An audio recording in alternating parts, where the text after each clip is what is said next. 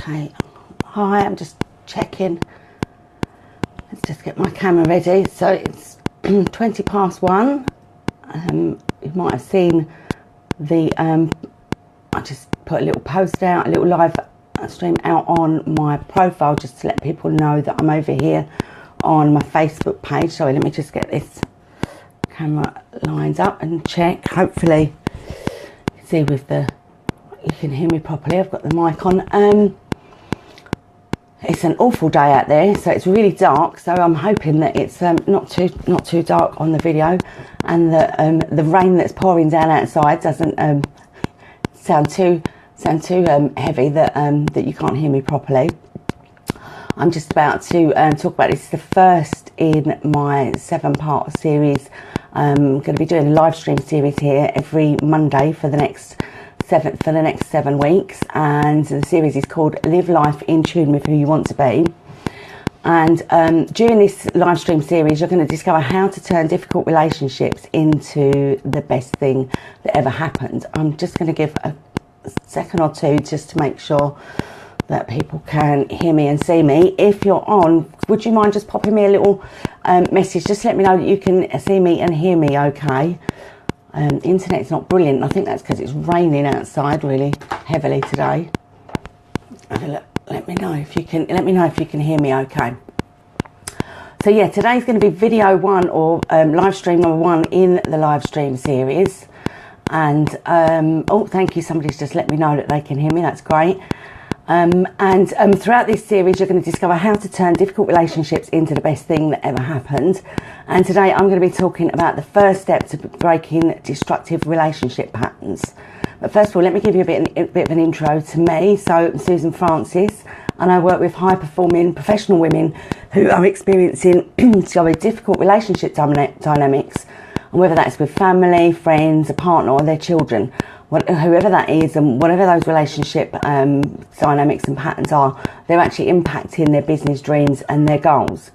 And to give you an idea of the range of results that I get for my clients and an example of what I do, one of my,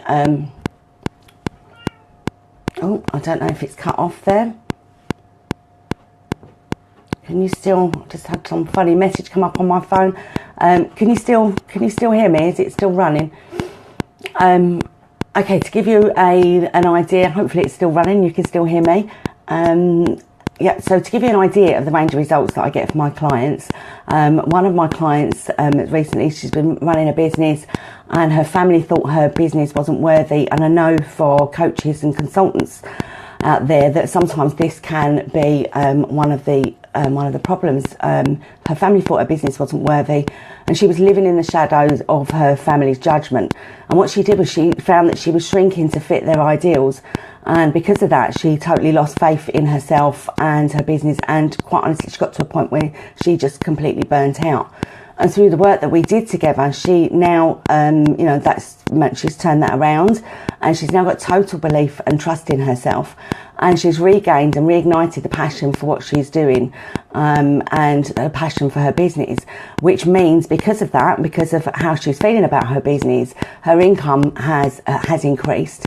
But not only that, she's managing to now live a happy lifestyle where she is content and she's feeling, really in tune with who she is.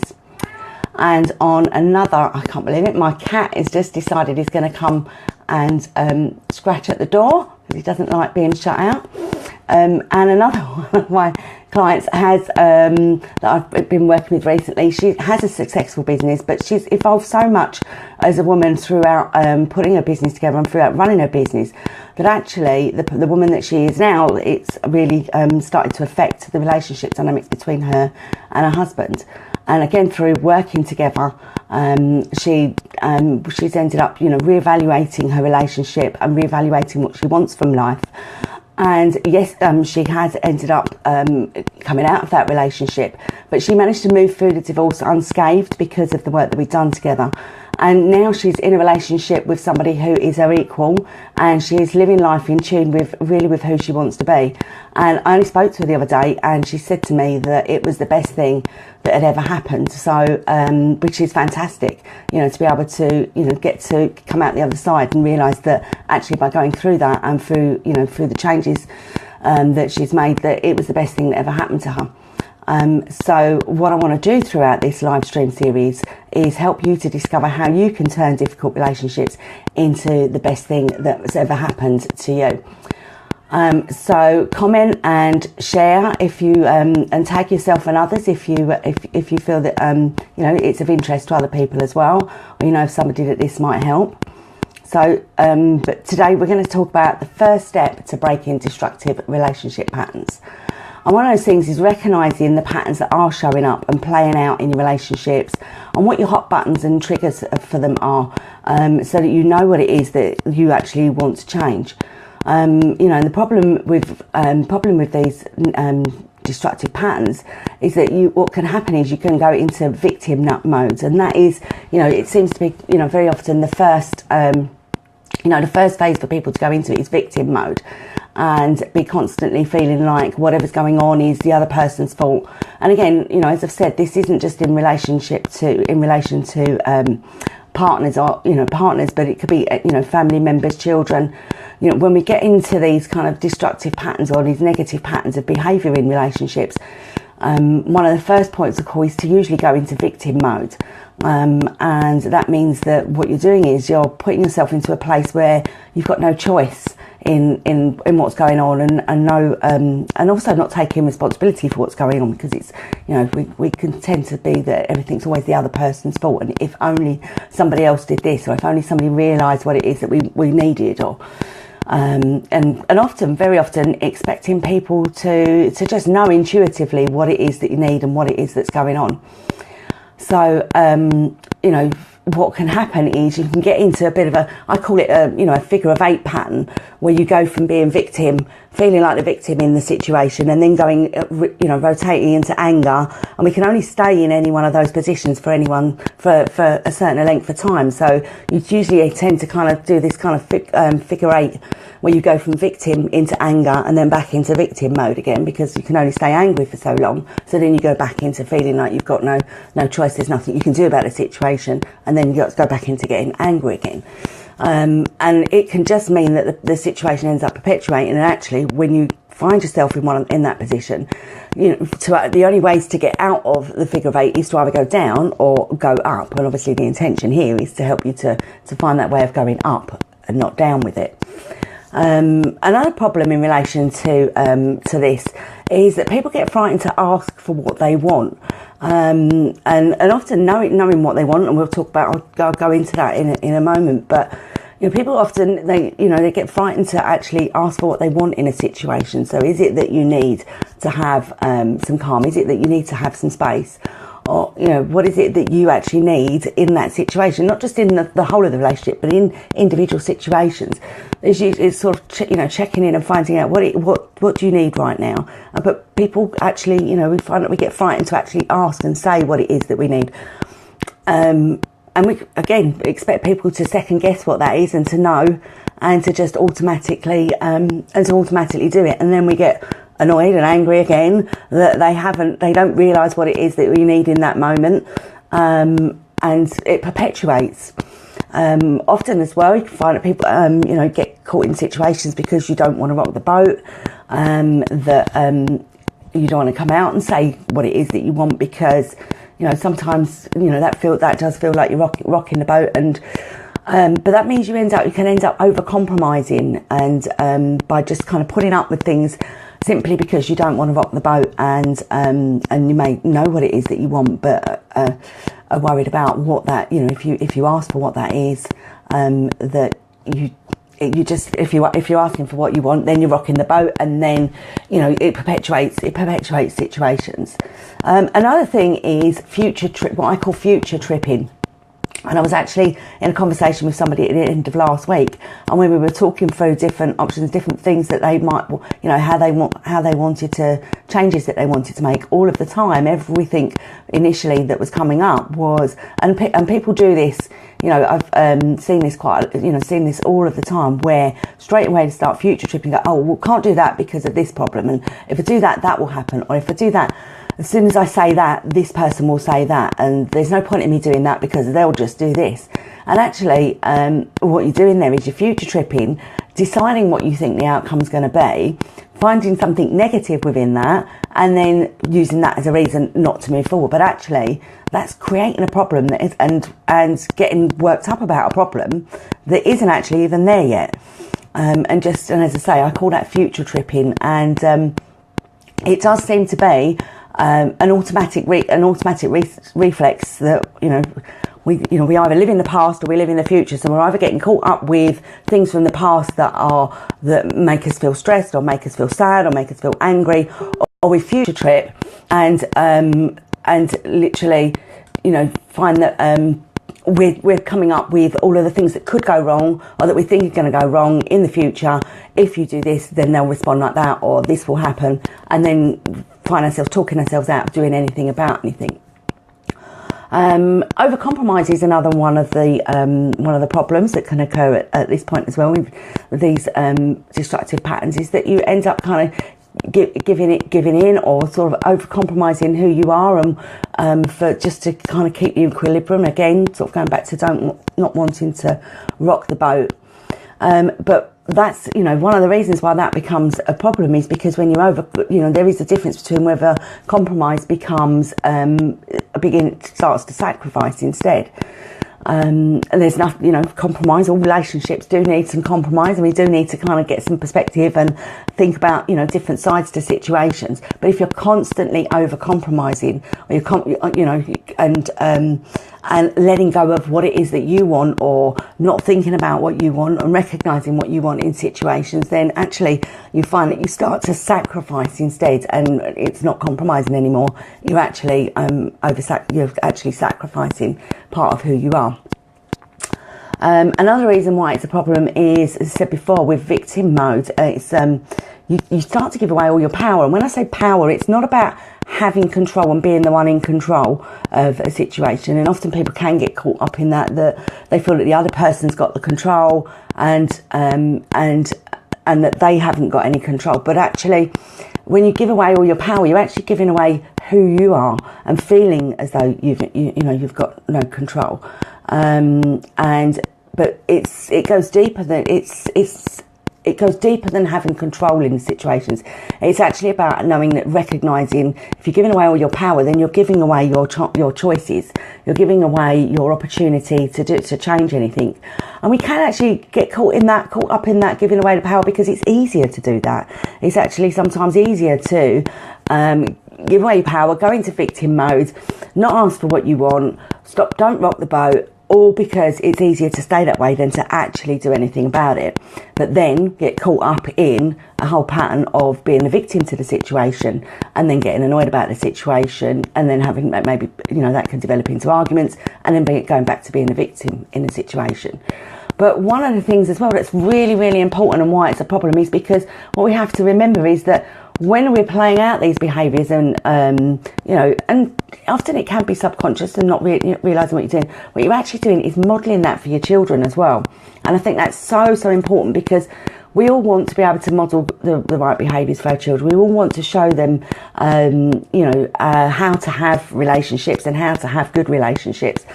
And when we get caught up in self-sacrifice, or future tripping, coming up with problems, and giving away your power, and not showing where you've got choice in situations, or even taking responsibility in situations, what you're doing is you're modelling that for your children as well, and those patterns can start to become generational patterns.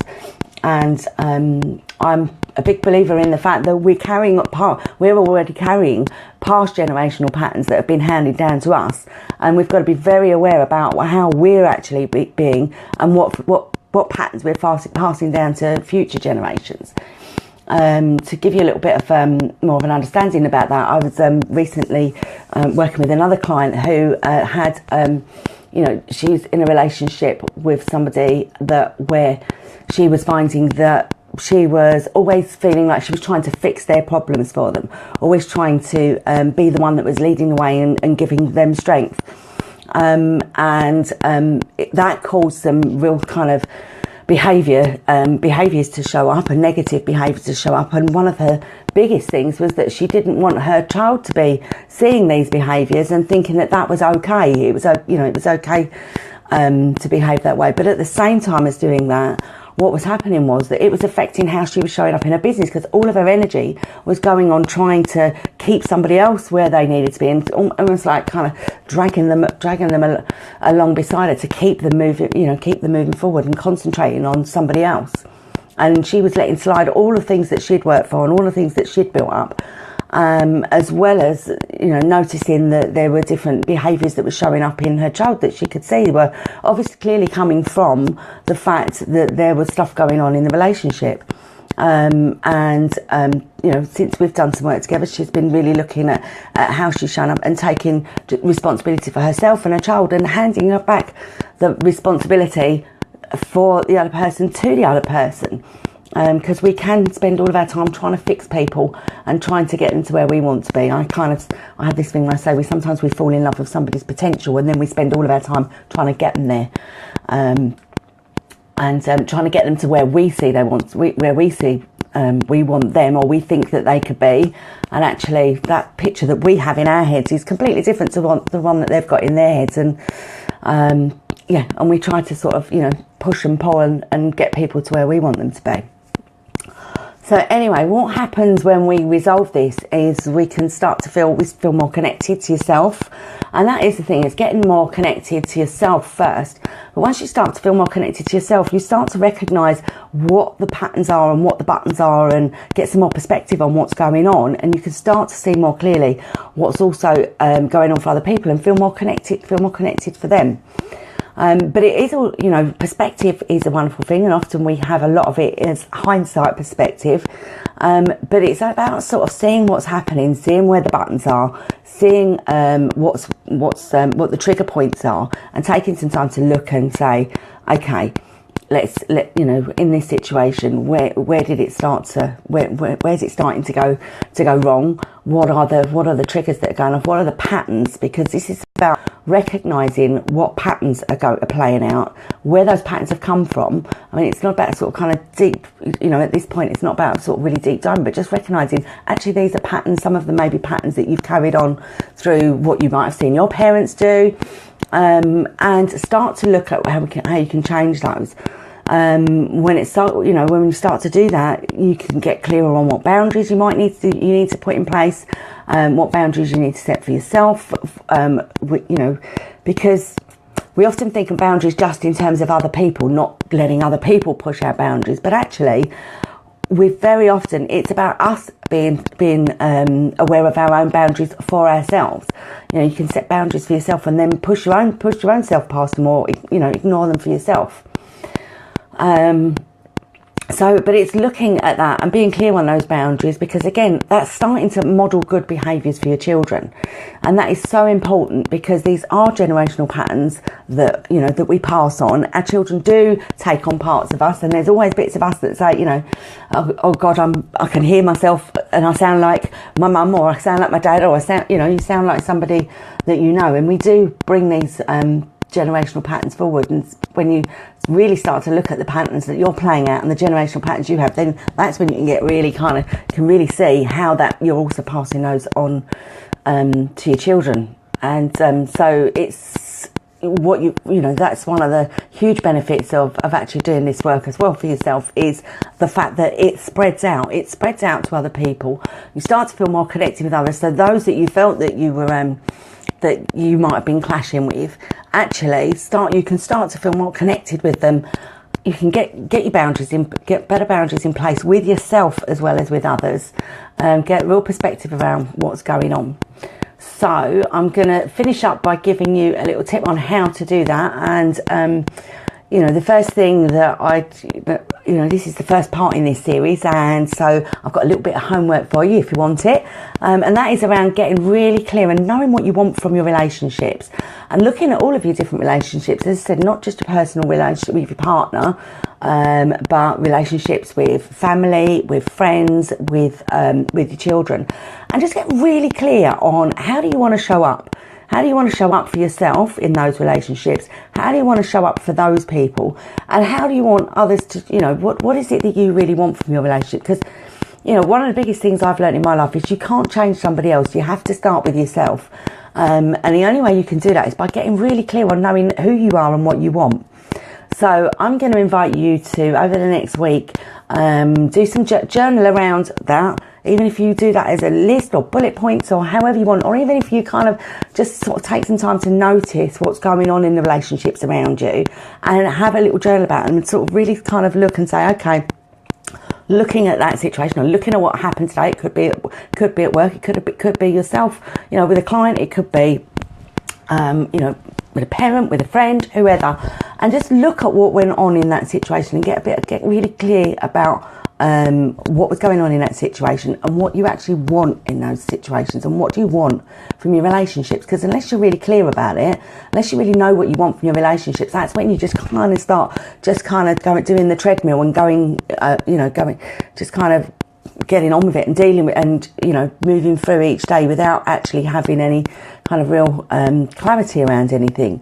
And that's when it can start to feel like that you've got no choice and no way of changing things and no choices.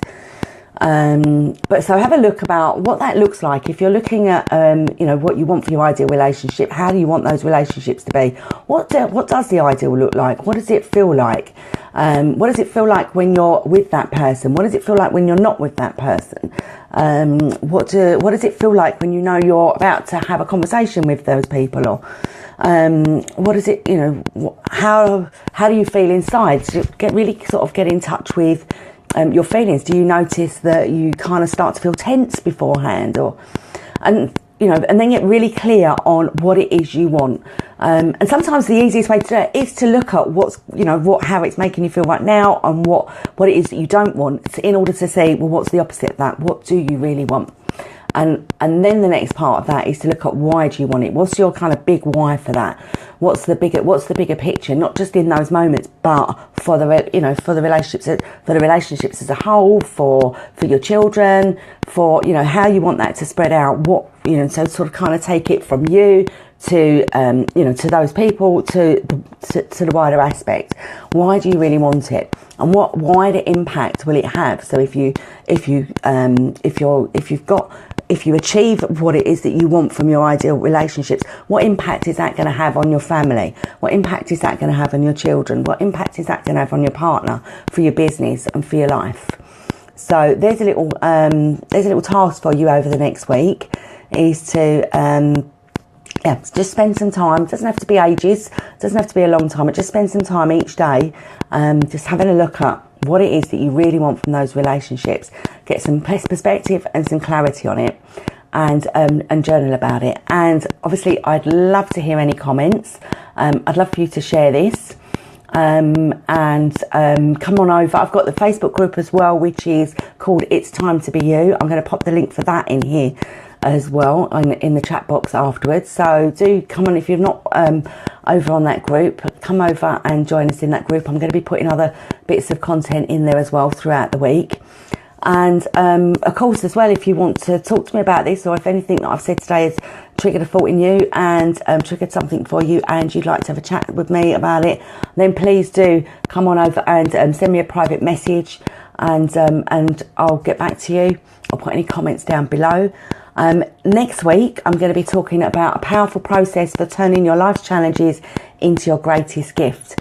Because this is all about, this whole series is about living in tune with who you want to be within your relationships and within your life. And I've got a powerful process for you that can help turn those challenges into your greatest gift. Because what I love to hear is what I heard from that client, as I said last week, when she said, the things that she thought at the time were some of the hardest things for her turned out to be the best things ever, and that's what our aim is with this. So thank you very much for watching, and I shall see you next week for the powerful process for turning your life's challenges into your greatest gift. Thanks ever so much, and I shall see you next week.